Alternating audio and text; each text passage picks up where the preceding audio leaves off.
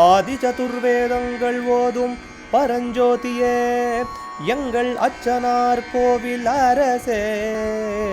நம்புவோர்க்கு உபகாரி என்பதில் இவரன்றியில் நாட்டில் ஓர் தெய்வம் யார்கான்.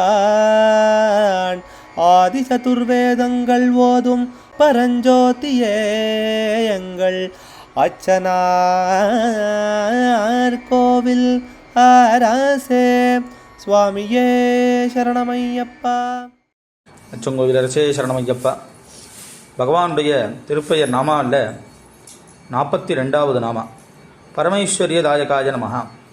சிறந்த ஐஸ்வர்யத்தை தருவோனுக்கு நமஸ்காரம். பரம சிறந்த ஐஸ்வர்யம் செல்வங்கள் தாயக தருபவர்னு அர்த்தம். இதில் அஷ்ட ஐஸ்வர்யங்கள்னு சொல்கிறது ஒன்று உண்டு. அது பகவானுடைய சம்பந்தமாக அவருக்கு கைங்கரியம் பண்ணும் இடத்திலே பிறக்கிறது.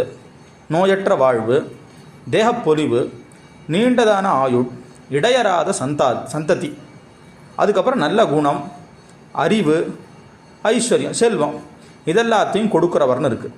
பொதுவாக ஐஸ்வர்யம்னு சொல்லி சொன்னால் ஈஷு சம்பந்தமாக இருக்கணும். பணமோ இல்லை சௌகரியம் மாத்திரம் இருந்தால் அது ஐஸ்வர்யம் இல்லை. இதெல்லாம் சேர்ந்து கிடைக்கிறதுக்கு பேர் தான் ஐஸ்வர்யம்னு பேர்.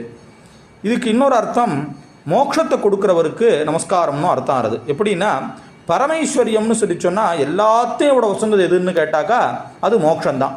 ஏன்னா இப்போ மற்ற எல்லாத்துக்கும் அளவுண்டு. சின்ன வயசில் நம்மளால் பண்ணக்கூடிய காரியம் அதே வயசாக எடுத்துனா அதை பண்ண முடியறதில்ல. சாப்பிட்றதுலேருந்து ஆகட்டும் மற்ற எல்லாமே. அதனால் அது ஒரு இதாக இருக்கிறது இல்லை. காலத்துக்கு எது மாறினாலும் மாறாமல் இருக்கிறது பகவானும் பகவானுடைய சம்பந்தமும் தான். அதனால் பரமைஸ்வரியம்னு சொல்லி சொன்னால் எல்லாத்தையும் தாண்டி இருக்கக்கூடியதான ஐஸ்வர்யம், அதை கொடுக்கறதான சாஸ்வதமான மோட்ச பதவியை கொடுக்குற அவருக்கு நமஸ்காரம் அப்படிங்கிறதான ஒரு அர்த்தமும் இது அமையிறது.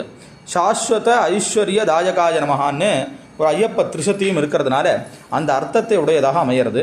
பரமைஸ்வர்ய தாயகாய நமகா, சிறந்த ஐஸ்வர்யத்தை தருவோனுக்கு நமஸ்காரம் அப்படின்னு. அச்சங்கோவில் அரசே சரணமையப்பா. அச்சனார் கோவில் அரசே. சுவாமியே சரணமையப்பா.